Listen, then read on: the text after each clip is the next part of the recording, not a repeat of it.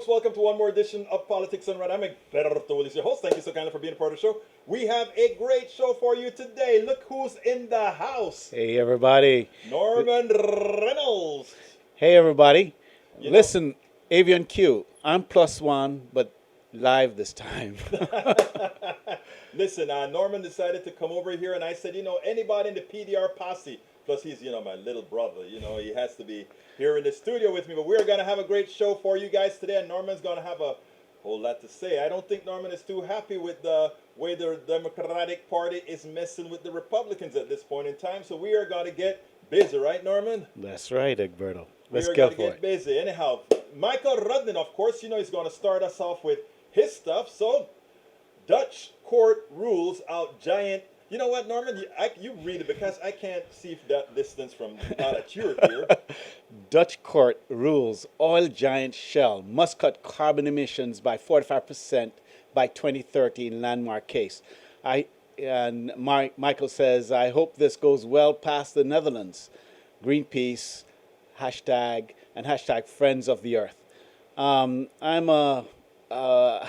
I used to work for those guys, and I can imagine the Dutch court going heavy on them. And I expect that The Dutch court is going to be in the favor of the oil company or in No, the no, people? no, no. The Dutch court always is a little bit of an avant-garde compared to the rest of the world.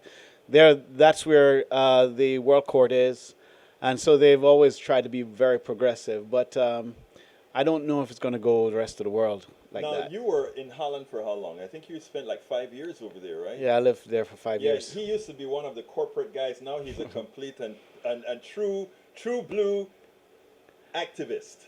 Yes, I'm 100%. 100%. Anyhow, every GOP senator but one votes against confirmations of who's that?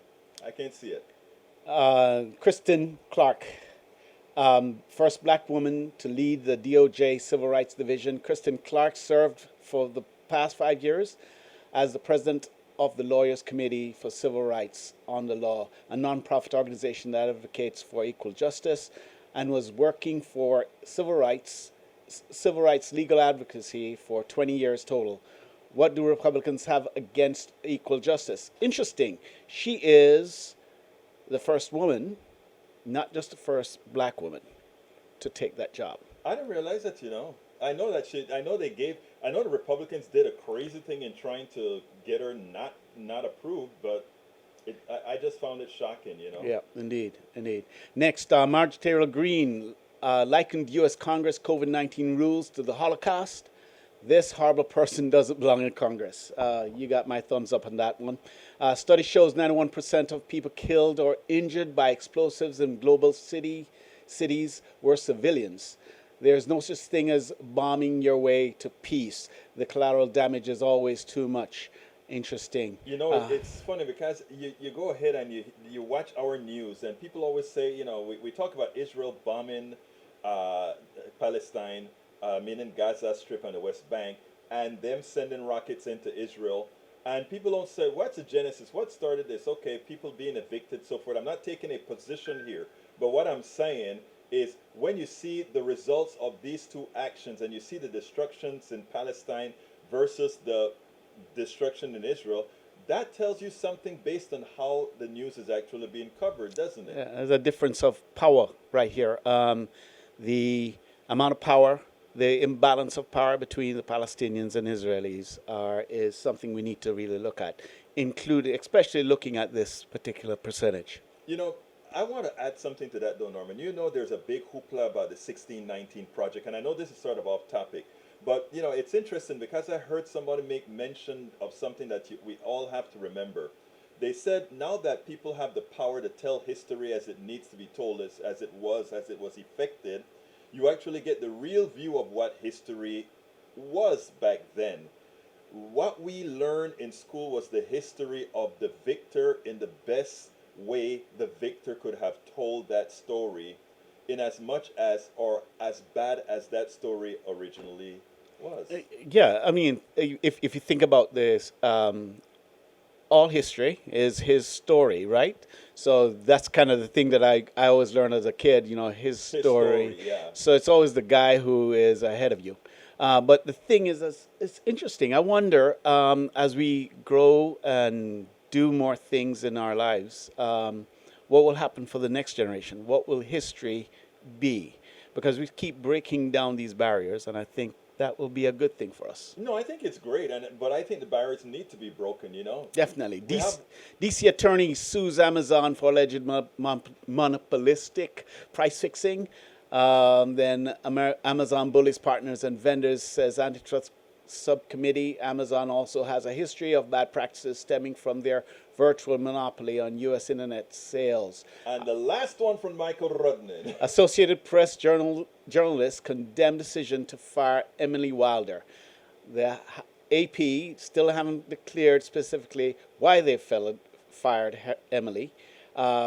They claim a social media violation without specifying the post or tweet.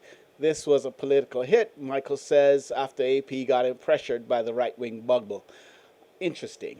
I tried to talk to her. I sent her a tweet, actually a direct message to her, trying to get her, but I don't think she wants to do a lot of talking right now because, usually they will try to get whatever exposure they can, whoever, especially when it comes to Israeli issues, since they're not going to get, the mainstream media doesn't touch it again. So us independents get a little better chance of picking them up because the others won't. Well, it's interesting. I think the AP is just like Twitter. Twitter is also slamming a lot of people trying to create this false equivalence about with blue check marks versus non-blue check marks Right. and all of that stuff. So it's interesting. Let's follow this. I think Yeah, that's I something think to look at. Absolutely. Bridge MCP says, hey y'all, hey Egberto and Norman. Lucas, Egberto, do all lives matter? Can you answer, please? All lives matter, yes. But guess who else's lives matter that apparently a lot of folks haven't realized yet? Who is that again, Norman? I think it's POCs, man. I think so. Yeah. I don't think we matter the way it looks. Yeah, anyhow, Egberto, is this new? Let's see. Yes, that groups. Let me tell you, I'm still working on getting all of that together. The forum, it's called, I changed the name from forum to PDR Posse. So, Norman, your face is going to be blocked for a little bit. Your beautiful, handsome face is going to be blocked for a while. I want to show folks a little something. Guys, if you go to, you notice there's a thing there that says PDR Posse. If you click on the PDR Posse and you're already logged into our website, you get a whole list of stuff to get a profile and all of that, right? But, oh, my sound is low. Okay, I think it's better now. Great. All right, I think I had it off, believe it or not. My stuff was going through your mic. Ha, that's funny. Anyhow, but as it turns out, no, thank you, Breach. As it turns out, if you take a look at this, you can click on PDR Posse. And if you're not logged in, it'll give you an option to register. Otherwise. Anyhow, Deborah John, welcome aboard. Welcome aboard. Breach MCP, Egberto, raise your volume. I'm so sorry I'm seeing it just now. Norm's volume is okay. Lucas audio, okay. Afternoon, PDR Posse. Yvette Avery Herod, our union hero. Man, she worked on I want to get the right airline, United, right? If I'm wrong, no, not United. Whichever one. You'll tell me. I know you'll correct me. Anyhow, let's see. Michael Rudden said, Israel has a modern military. Palestinians have no army. Yay, a bit of a power imbalance. Absolutely so, right? Definitely. That's what I was pointing out. Way to go, Deborah John. Okay, Michael Rudden, history is a myth agreed upon, often attributed to Napoleon. Let's see what else we got here from Bridge MCP, AAH sound. Okay, I fixed it. Okay, let's see. Delta, Egberto. When are you going to fuse it in your mind? Anyhow, before we get into the program and talk on the issue, I want to show a little video. Everybody's wondering, why is it that the Republicans simply won't go ahead and they won't go ahead and create a commission? And I'll have an answer for you guys. It was greatly done. Check this out. Frank, from a law enforcement perspective, talk about time and what you lose as time goes on, as it always does in a political situation in Washington. Well, there's two ways to look at this. One is we've got a massive FBI investigation going on now. It's not for public consumption. We get glimpses of it, like you just led with on this show. We're seeing, through filings of court documents, but that's the tip of the iceberg.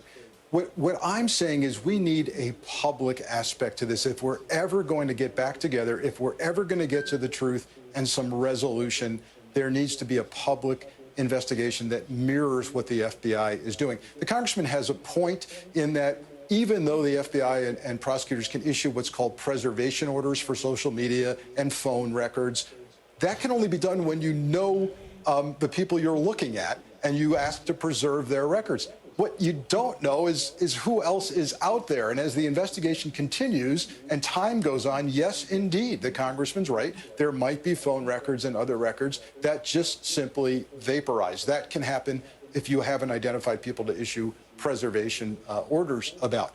But look, I'm also with the congressman on this issue of that this ain't going to happen. We're not going to have bipartisan support. Here's why. In my FBI career, when I would sit across the desk from somebody who was a suspect, and I would say things like, your phone records are coming up. This bad guy drove by your house. He called your office. This keeps happening. What say you about this? The normal behavior for an innocent person is to look you in the eye and say, knock yourself out, investigate away. There's nothing here. How can I help you? We're hearing the exact opposite from the GOP. We're hearing, we don't want this investigated. Stay away. It's time for this to go. Move along. That is not the conduct of innocent people. That's why this isn't going to happen. That is not the conduct of innocent people. All right. Roberta Lewis, voice is okay now on your mic. Yeah, you know what happened, right? It's all my fault. It's I'll take the blame for that. I think what Norman wanted to do is Norman wanted to be the big voice and just let me seem like a little weenie next to him. But it's okay. It didn't work. My posse came across. But actually, oh, God, you're a part of the posse, though. Yeah, you can never get rid of me. Damn, Pat. I can't get rid of you. Anyhow, Michael Rudnan has something for you guys. And, when he brings some nice, innocent stuff, I like to show it. So check it out. Your face is gone for a little bit, my brother. Your face is gone for a little bit, but it's okay. There we go. How to get Republicans to support the January 6th commission? Call it Benghazi. Is that a good one or what? Check it out. Call it Benghazi and we'll get them to support the commission. Okay, he has another one. Okay, Michael Rudnan, I like what you do. Wonder if I can collect the insurance. That is what he was trying to do. So tell me something. Yes. You guys, can you imagine if this were to go through and we were to have a commission that tries to get Mr. Trump, the former president, to sit in a room for 14 hours to answer questions? You think that could pop? Could that possibly be? No. I don't think it'll ever happen. Here's another good one. Elephants never forget, except for selective amnesia about January 6th. Yep. That's what it's all about. Anyhow, let's continue. Now, we have another piece that we need to do here before we get into the subject at hand, and that is, we're talking about the infrastructure bill and all these particular issues now. And what we have, Norman, is many times the right wing it's either they use right wing reporters or they set the narrative on Fox News, and all these guys start to parrot what you get from Fox News. And that's what this reporter here did.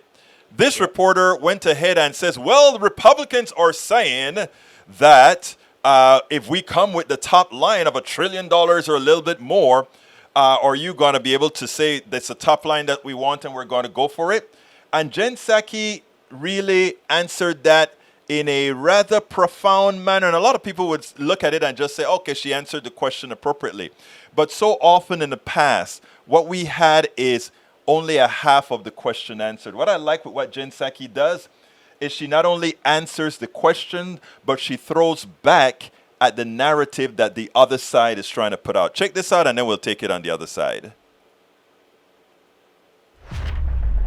Thanks, Jen. A couple more on infrastructure. Senator Wicker up on the Hill just said a little while ago, not only is it the counteroffer going to be in the $1 trillion range, but he also said we're going to make an offer which will make it clear that we're not going to disturb the 2017 tax bill.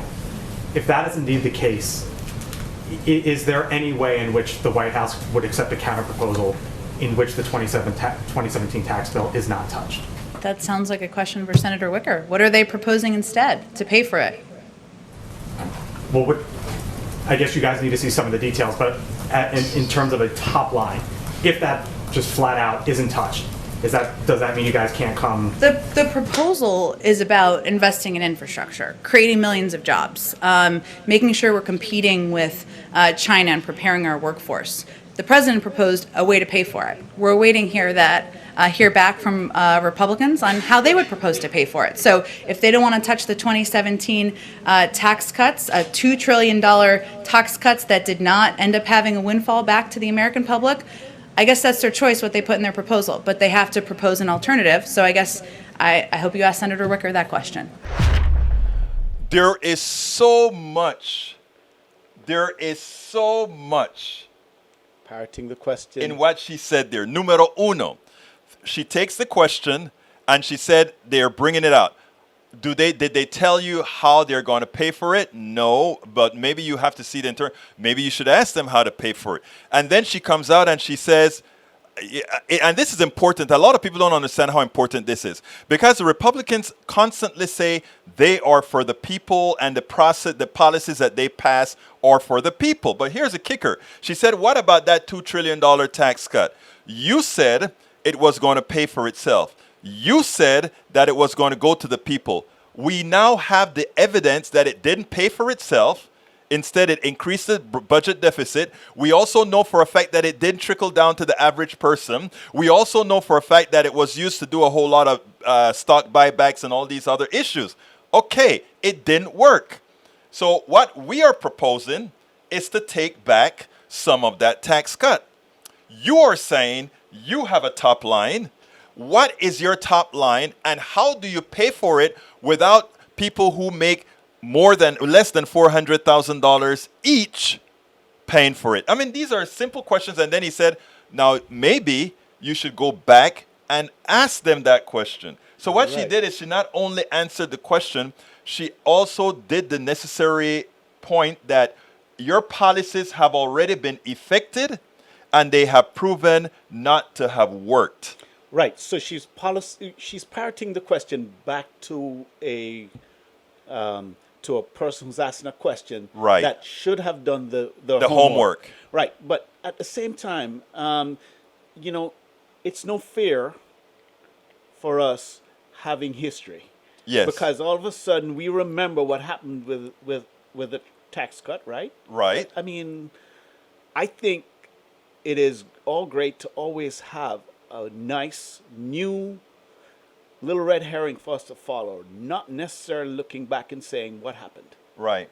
And the result of trickle down economics does not work. It doesn't work. Right. So therefore, let's just see it. Let's just see it. And I think that is what's so important with what she did there, because what happens is we tend to forget all the things in the past. And by bringing that up again, it forces people to not have that fallacy that when the Republicans were in control, they gave a tax cut, and somehow this economic boom was a result of the tax cut. This economic boom was an economic boom in numbers only.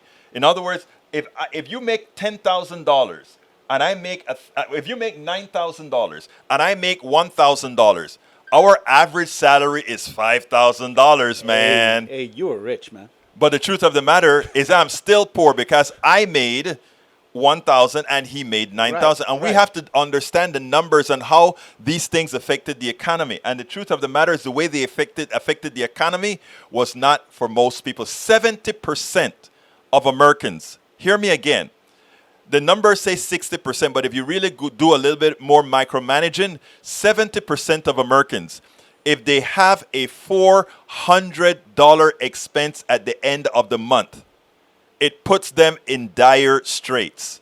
Now, look, 30% of Americans are a lot of people. It's a lot of people. So a lot of us continue to spend. A lot of people continue to have that $400, and it seems like everything is okay. But you go and travel America. You go to Appalachia. You go to the ghettos, the barrios, and all these other places, and you start to see people that are suffering.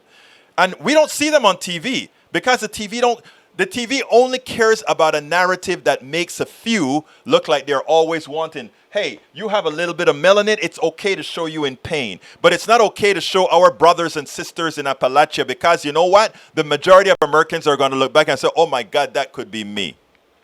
Hey, you're only one paycheck away, a lot of ways, right? A lot of ways. And my grandma always said, your bills are 1 penny more than your salary.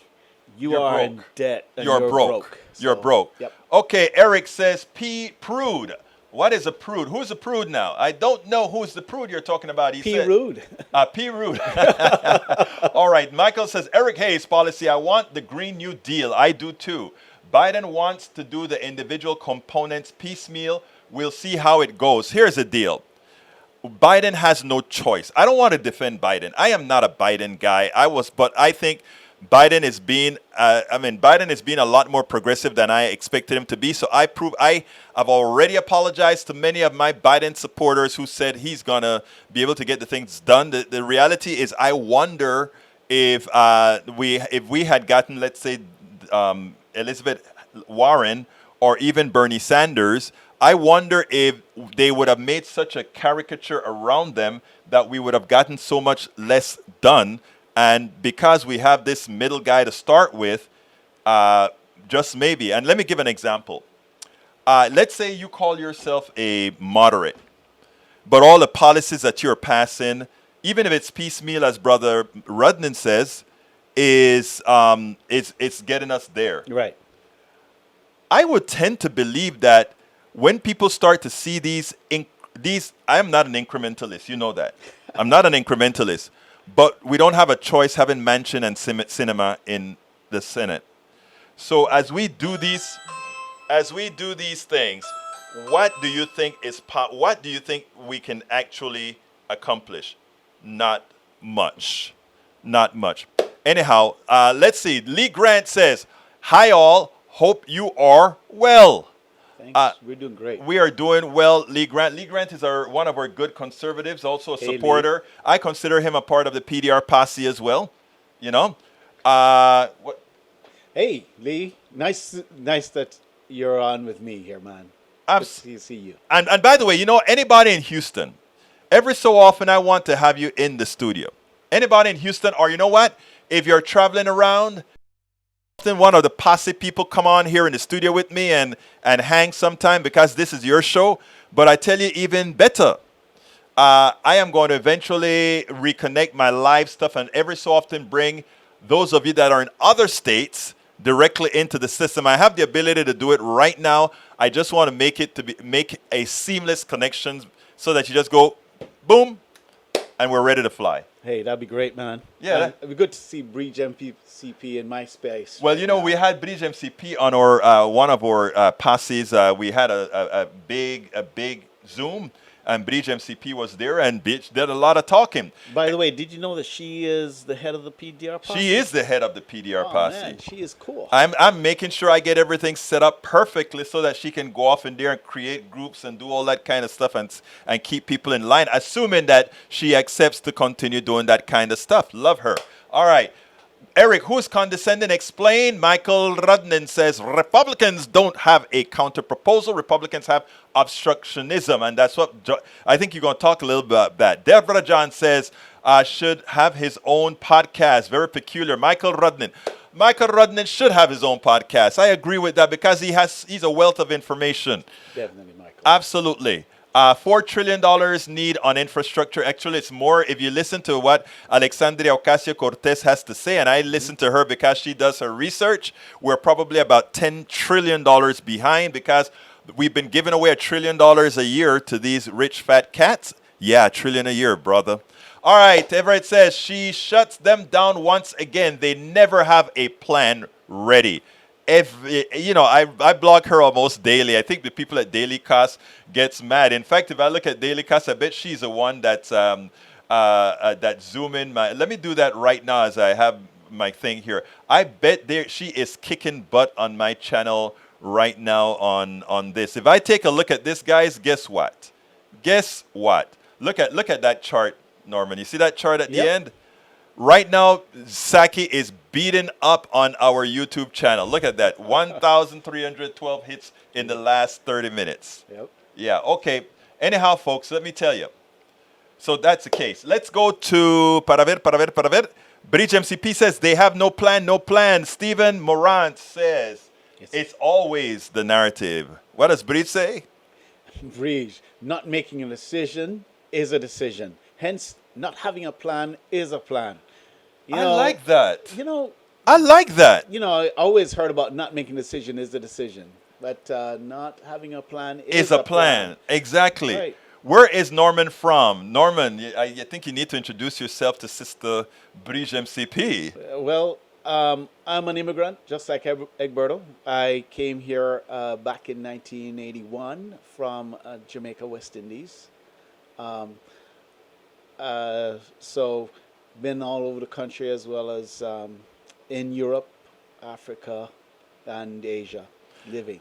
And we're both engineers, man. So we actually have a lot to talk about other than Yeah, politics. I'm a dirt guy. He's a gearhead. So that's the way it is. That's how we do it, man. That's how we do it. But anyhow, Eric says, and I want to listen. I like to give Eric. I give Eric a lot of time because Eric represents a large percentage of people who want to do good, but still has a lot of, it's that resistance. It's like, I have learned that liberalism is so bad, and I have to find a way to get to folks like him. Right. So Eric says 400,000 is such a false number because everyone will pay, not just the rich. Policy affects everyday people, and that is what is missing here. Reality. Things will and are getting more expensive, which affects most people, not the rich. Interesting. So let's just dive a little deeper. So you're right. It's not going to affect everybody, but is it going to affect everybody the same? Is a progressive tax going to be affecting the poor as much as it affects the rich? And what is the line you're going to use as a rich? I'd love to hear back and see where's the line do you say is rich? Look, $400,000 is a lot of money, right? A lot of, but I mean, so what the reason they do that though is there are a lot of people in the Northeast, a lot of people in California that makes $400,000. Right. Not a lot. I think it's a top 2% or something like that.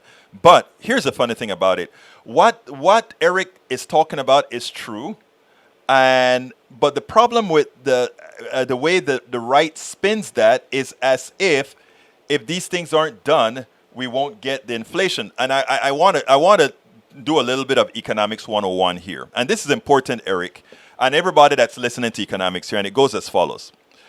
It is true that as we pump more money into the economy, as people have more buying power, the prices of goods will go up. That's a fact. And it will cost everybody more, meaning the person making $10 an hour, $15 an hour, or the person making $1 million an hour. All of our prices would go up. Here is the sweet spot. The sweet spot is, let's first assume nobody does anything. Let's follow the conservative mantra. We don't want to see inflation at all, and we don't want to spend more at all. Here's what happens then. We keep a lot of people below the poverty level. Those that are above the poverty level maintain the status quo, and the wealthy continues to manipulate and get more wealth. The arc continues straight up. Now let's talk about spending more. Spending more means the person in the middle is going to spend more money, and they're going to spend a lot. Rather, their costs for products will increase. The poor will actually get a migration path to the middle class. But here's the kicker, and this is the magic that you have to do. The total price increases has to be less than the increase in your income. All right? And that happens all the time with inflation, right? In other words, people used to be able to put money in a passbook type savings. Mm-hmm. And those passbooks used to make 5%. Inflation used to be around between 2 to 3%. So they made a net gain of somewhere around 2-3% per year growth in real growth. Now with the way the financial sector has made things, they have coerced the government to keep the treasury, to keep, well, it's not the treasury, but you know what I'm talking about. It's independent of the treasury. Right. They have kept the prices of interest at zero. Who is that for? Is that for the middle class? Is that for the saver? It's not. It's for the capitalists who trade in stocks. Because if you have zero interest rates, no longer is anybody going to put their money into the passbooks. So now they put it into stocks, the only gambling area that appreciates. And that's where they put their money, into these stocks. Right. Now here's the kicker now. So what that means, only those who have the ability to go into these funds, which is not most Americans, a vast 90% of all stocks are owned by less than 10% of Americans. Think about that. Somewhere, those numbers are not exact, but it's in that vicinity. So those are the people who get the spoils from low interest rates, because passbooks now are zero. Inflation stays at zero, stands for the status quo. A little bit of inflation is a good thing. And it's not only a good thing for the average person. Let me tell you what it's another good thing for. When you have inflation, it makes your debt go down, not only from your payments, but because you are paying back your debt in a certain percentage of inflated dollars. Of course. Okay? Of course. So if you're paying back your debt in inflated value, it is a middle class thing. So we do want a certain level of inflation. We do want that, because it gives the little person the ability to grow even as they take on debt. I mean, a lot of people, they don't tell you that. And the reason they don't tell you that is they need to keep you dumb. Okay, Eric Hayes says Biden is a vehicle for the left. I wish he were.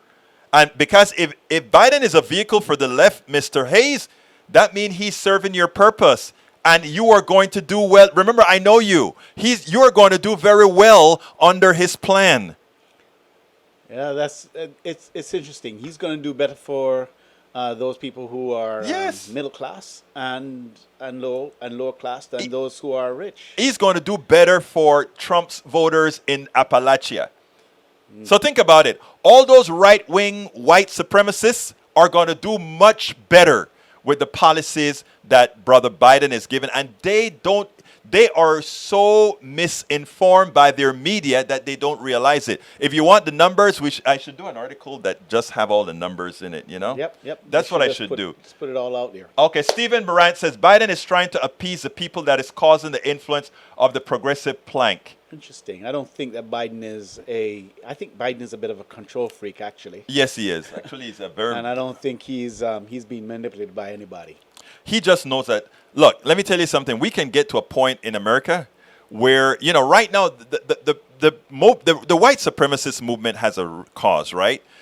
The cause is there is a group of people that think they have lost their birthright, and they think that they've had more right than anybody else to have that. You know, there are some who've never gotten their birthright, and there's a group that have convinced them that Norman is the reason they lost their birthright. Yep. Me, an immigrant, a brown person. Right. I've taken away that person's right. I tell you, it's interesting. You know, this whole deal about looking over the fence and figuring out who's coming in is a distraction for the right, not looking at really who is the one taking away your health care, who's the one removing all the funds from you, who's the one that moved steel country from Pittsburgh. Right. Who did that? And that's what they have to, that's what we have to be respectful in the way we present it, but that is what we have to make these people. When you go to Pittsburgh and you have those supremacists in Pittsburgh, little do they know, it's the people who look like them that screwed them. Right. And they're far away from the border, but it is those people, the real capitalists, the ones who own the money, who own the factories, who move them to China and to the third world. And you know what is so funny about it? They don't even do it for much. Sometimes they'll say, okay, we can increase the top line by 2%. Yep. And we will screw a whole bunch of Americans for 2%. Because remember, you make steel overseas, you still have the heavy shipping costs to bring it over and all these different, I mean, So build bigger ships. We lower the cost. I was just listening to something and talked about the cost of moving something across the ocean, fish, and the cost of it was so small, mainly because we have invested so much money in shipping that shipping cost of transporting material across the water is down. has Down to such tanked. We have so large much extent, supply yeah. of ships ready to move all those containers. Michael Rudnin says, when we suggested that Michael have a show on his own, he said, I'll be good with text. You get in front of a mic, I tend to freeze up. Hey, if I put you in this chair next, nobody freezes up next to me, man. I have so much fun, right, Norman? We got a lot of fun. Yeah, he's hitting me every time you guys get off the line. You know. Yeah, so I mean, no time for freezing up. Okay, E224. No, let's see, $10 trillion. I agree, but if we get $4 trillion, it's a good start. I agree with you, E2247. No way is 800,000 bill enough to squat. It's absolutely not a starter at all. Bridge MCP says, hence the accent, Norman. Okay, I'm an immigrant as well. You are from Ireland, my good friend. Bridge MCP is from Ireland. Yep. Yeah. All right, 2247, 2 trillion a year spent of Iraq war, 20 years equal 40 trillion. So 10 trillion is reasonable for infrastructure. E2247, I so kindly thank you for making that analogy. We can always find the funds for war, always, but we can never find the funds when we need to do something. I was a co-host on Out in Information Activist. Okay, Stephen Morant, we are going to, where are you located, Stephen? If you're out of state, we'll do video and you'll be a co-host as well, brother. All right, Bridge MCP, Stephen Moran. Go, Stephen. Deborah John say you both have resemblances. I have Jamaican ancestry, man. So who knows? Norman may be my cousin and don't even know it. Jessica Taylor, how are you doing? Bridge MCP, war is money, who makes it, etc. Peggy Lopez, ¿cómo estás, mi amiga? Nothing affects the poor the same as the rich. Not the weather, not COVID, and especially not a tax increase. Exactly. Perfecto mundo. Stephen Moran says the American public are the ping pong ball between the two parties. Thus, when you can diffuse progressive agenda with old ideas for what? For non-growth. For non-growth, Biden is old guard governance. Yes, he is. But again, let's give Biden some kudos, please. I'm as progressive as they come, but let's give Biden some kudos. That $2 trillion recovery bill, none of us would have expected that out of a Biden. Throwing all these thousands of dollars out there, none of us would have expected it at all. Tom C., 2 books. Tom C., thank you for giving away 2 books. The first recipient of our book is actually gonna be Bridge MCP. I don't have the books in stock yet. And the second recipient of the book, I forgot to call it out. I'm glad I saw Tom C.'s name there. But the second recipient of the book is, and I have it already there, I kept this, his email is Steve. Steve, you didn't give me your last name, but that's okay. Steve Hudson is the second recipient of the book. So those 2 books that Tom C. gave, they are now spoken for, right? Right. So Tom C. said, cut military waste, tax Wall Street trade transactions, close tax loopholes, IRS audit the rich, increase corporate and individual tax rates for those making over $400,000 a year. You know, it's interesting. Yeah. Everybody would pick a 400,000 number, and then all of a sudden we start arguing about that number. Let's just look at the intent. I think for a minute, let's stop and look at the intent. 400,000 for most people is quite a bit of money. Yes, it is. Hey, we just got a new member to the PDR Posse, folks. We just got a new member to the PDR Posse. Norman, while I cut this stuff out, entertain while I cut this stuff out, man. So then Breeze says, for a cup of coffee, join the PDR Posse and support the show. Definitely, everybody, do that. That's great. Immigrants haven't taken the birthright. Corporations and the wealthy have. Your jobs were taken by automation, Michael Rudnin. And corporations that own the machines kept the profits. Definitely, Michael, on you on that. You're paying with debt and think debt is okay. Definitely, Eric Hayes. I think that's interesting. You know, this debt business is an interesting thing. If you look at it, you know, that 26%, I mentioned it yesterday, um, got a got a card, you know, 26% per annum interest rate on that card, but yet interest rates are zero, right? Who is making the money of 26%? It is not inflation, right? It is definitely about the rich or the bankers taking the money. Uh, China or the countries have the U.S. I guess I didn't see that part, but definitely they have the U.S. Debt and they own us. No, I think most of America's debt is owned by Americans. Yes, it is. It is not. It's not overseas. And I think there's some research on that. I'm pretty sure Egberto can show you. Yeah, actually, and that is Rudnin's job, man. Rudnin is going to find out who owns America's debt, right, Rudnin? He's a part of our posse too, so we put all our posse to work.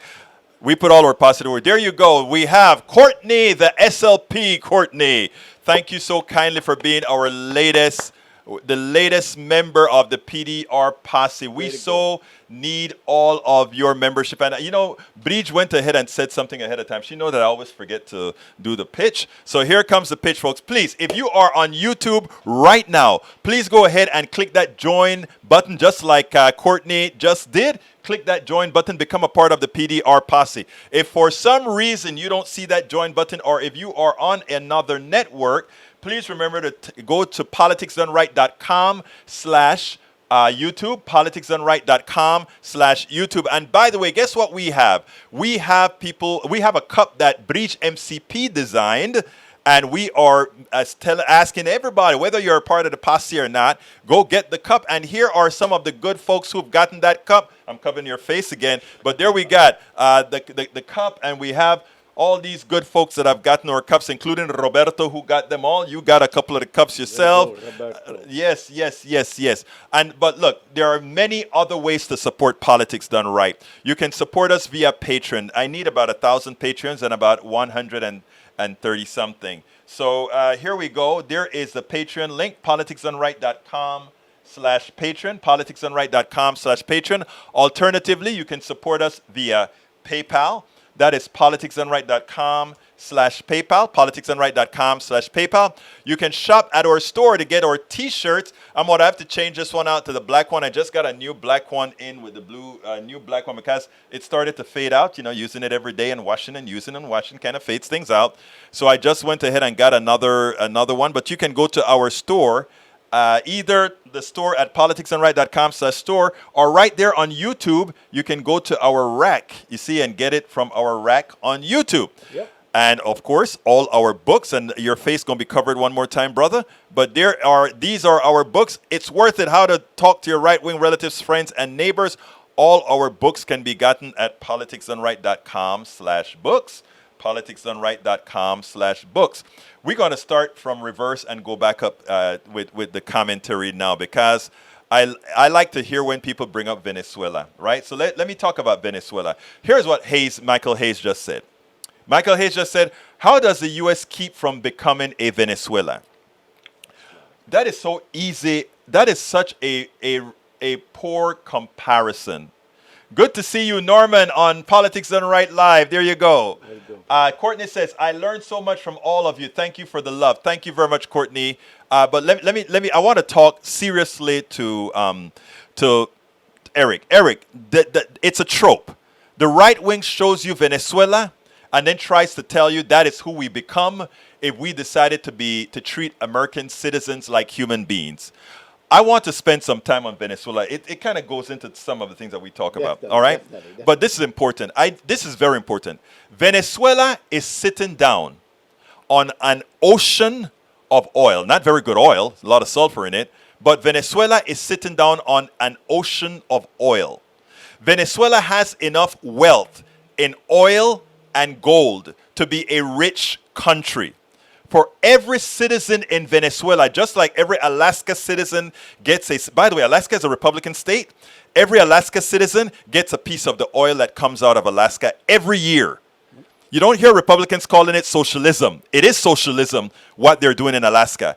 The oil belongs to everybody. They take the oil out of the ground, and every year Alaska citizens get a check from the oil that Exxon takes, put it in the oil tankers, and spread it.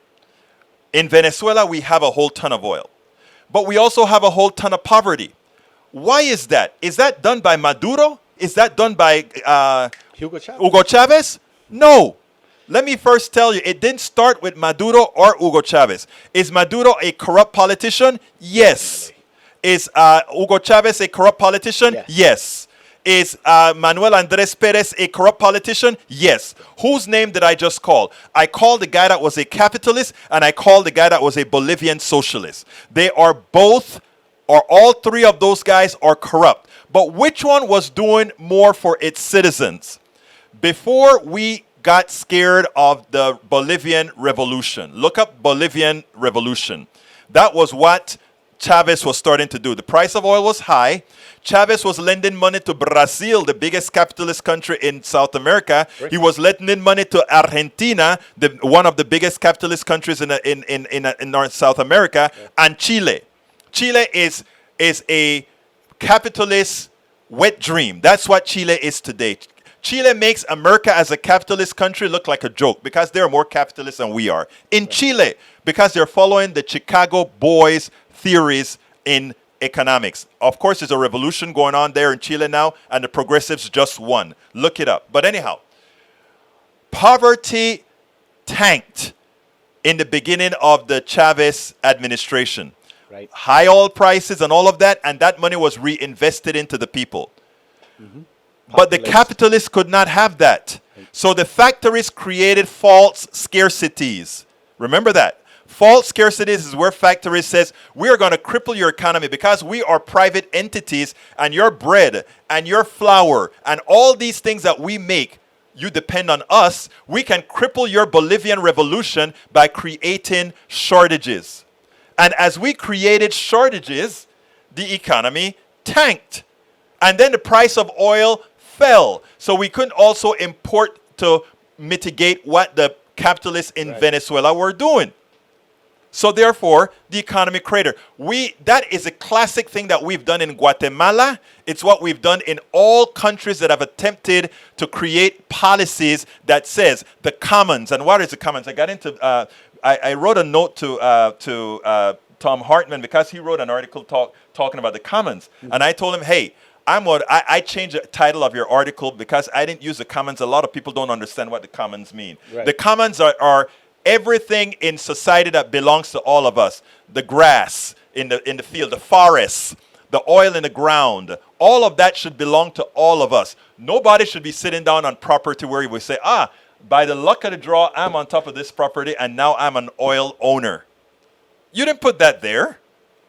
Right, but you know what happened is exactly, so you were going to say what really happened? 2017? Right. Donald Trump. What Donald Trump did was he, as Michael pointed out, they intensified the sanctions against Venezuela. Exactly. And this is not unusual. This has happened. It happened to my country in 1976 with Seaga and Seaga versus Manley. Right. So check out that if you want to know a little sordid history. There's some new information that's been released about that. I mean, released tapes and all that about what the CIA really was doing in Jamaica at the time. Destabilized the country, mainly because they did not want to see. They believed in the domino theory and kept believing in a domino theory well after Vietnam. But here's the funny thing about it. People talk about the domino theory like it's bad, right? I hope for a domino theory. I hope that if Hugo Chavez could have proven that if you take the country's natural resources and not allow the capitalists to earn it all, take it all, that other countries would see, wow, our people are happier, our people are more intelligent, our people are... I mean, again, look around the world for countries where their government actually do more for them, and their happy index it's called the Gini index, actually goes way up. Right. If you take a look at Norway, you take a look at all these other countries where their government plays an integral part in their health care, an integral part in their child care, and all these different areas, people are happier because they no longer feel like all of us who, somebody like myself, who never got a colonoscopy because I didn't want something discovered that could have increased the price of my insurance. That is insane. Check out what happened in, all right, even in countries like Northern England, you know, that those guys have oil in the North Sea and they distribute that oil in their own country. Just the same as Sweden, Norway, all of those guys do the same thing, reinvesting it. We talked about Shell at the very beginning. All of the oil, all of that stuff comes back into the country and being reinvested. It's forced reinvestment, but that's a government forcing that to happen. And who is the government again? It's we. We the people. Right? Let's see about who did I miss? Is mineral rights of the property owners and others. You know what's interesting? I always find it amusing that people, you know, somebody has 10 acres and they have proper. In America, you can own the top and you can own the bottom, or you can own them both, or you can own you can own none of them. Neither of them. Right? Now you can be, you know, and my thing is that personally speaking, I own our property. You own your property, but you don't own the mineral rights. Neither one of us own the mineral rights. No. But here's the funny thing about it. I don't even think. How do you own property? I lived in Pittsburgh for a while. Yeah. So land there, you own the property. And you could have a cavern that's caused by Natural causes. Coal seam. Oh, coal okay. seam work. So the coal seam, they might have worked coal seam below you, and your land starts cratering. Who do you think is responsible for it? It should be the coal company, but I bet it's you.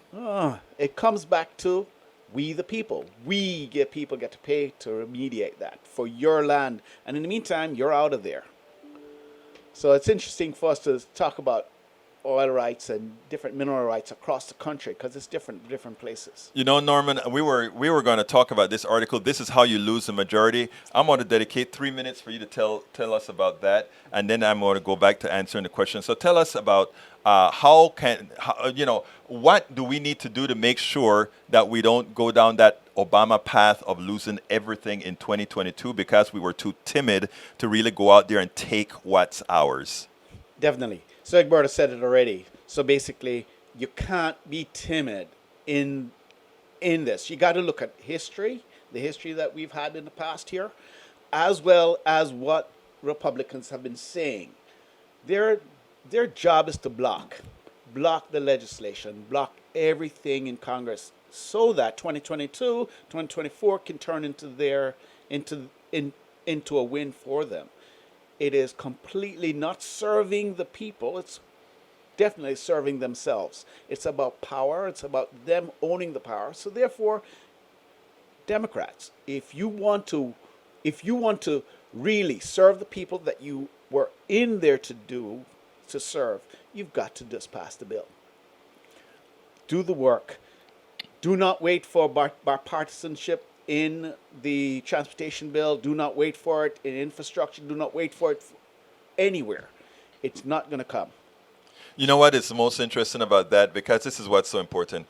Obama went ahead and he brought the reason the Obamacare bill has so many deficiencies right now. It was Romney care. Right. It was Romney care. And what they did is they negotiated with themselves downward for a bill that was going to get not one Republican vote. Right. So why negotiate yourself down if you're not going to get a Republican vote? You need to go out and do what needs to be done. Let's salute a few new people. Go ahead and say, Courtney LCP, thank you for being a new member of the PDR Posse. Those of you on YouTube, go ahead and click that join button. Do what you see Courtney, the SLP, did. She went ahead and became a member. Michael Rudden, I saluted you already, but we have a new person, Martha Benton. Welcome to Politics Done Right. Thank you so kindly for being here. Stephen Morant, I think, is also maybe a fairly newcomer as well. And we have a whole, let's see, who else? Kane Masistaki. I saw a couple other names that I need to to Roberto. Roberto Lewis. I think Yeah. I called out nuestro hermano already. The duck that quacks. The duck that, oh, I love the duck that Definitely. quacks, man. The duck that quacks is quacking all the time. All right, let's see who else we got here. That Stephen Hurst. Remember that P.T. Boone owns the water rights for more than. I want to. Oh my God, we only have 2 minutes. That is so. It's not P.T. Boone. It's T. Boone Pickens. Yeah. T. Boone Pickens. Right. He went ahead and bought up most of the water rights in Texas, man. So many people don't understand what's going on with water going forward. Yep. Okay, and if you want a question about what's going on, visit Nigeria. Okay, visit Nigeria. They've stopped. The country does not build a whole lot of potable water plants by design, so that the Nestle company can come in and sell potable water Plastic bottles. and plastic bottles. And you go into Lagos, Nigeria, and they are clogged up with plastic. Eric Hayes says T. Boone Pickens is dead. Is that true? Yes, T-Bone Pickens died a few. I'm but, pretty but sure. Then his corporation owns the water rights. Oh yeah, now? I mean, it's, you know how that works. I You see. never die. Corporations don't ever die. T-Bone Pickens died on September 11th, 2019. Right. So Okay. he transferred wealth to his To his his offspring. scion. Yeah, so that's how it normally works. Okay, folks, we're getting close to the end of time right here. Not the end of time, the end of the show today. I want to thank Norman Rennalls for being here with me, my good friend, supporter of the PDR Posse as well. Again, I would like to invite others to visit either directly into the studio or when we set up our, it's T-Boone speaking, Sharon Morant. Hank Lamb, welcome, my brother. Welcome, Hank Lamb. Hank is a KPFT brother. He's one of the members of the prison show at KPFT 90.1 FM Houston. Let's see. Thank you for being here, Michael Rudden. So I do appreciate you, Norman, for coming out here, helping me out. And by the way, Norman is helping me out with a few other things out here at the studio as well. He's a good guy. But folks, I want to thank you guys for being a part of us all of the times. I know there are places that you can be. I know that. And the fact that you are here spending the time, and whether you're a Republican, Democrat, liberal, progressive, the only way we move forward and exchange ideas is to exchange ideas. And I tell you what, I think I'm right. Norman thinks he's right. Eric Hayes thinks he's right. Breach thinks he's right. E2247 Thinks they're right. But you know what we are able to do? We are able to talk about things here and engage. And in the long run, Yep. the right answer comes out. Yep.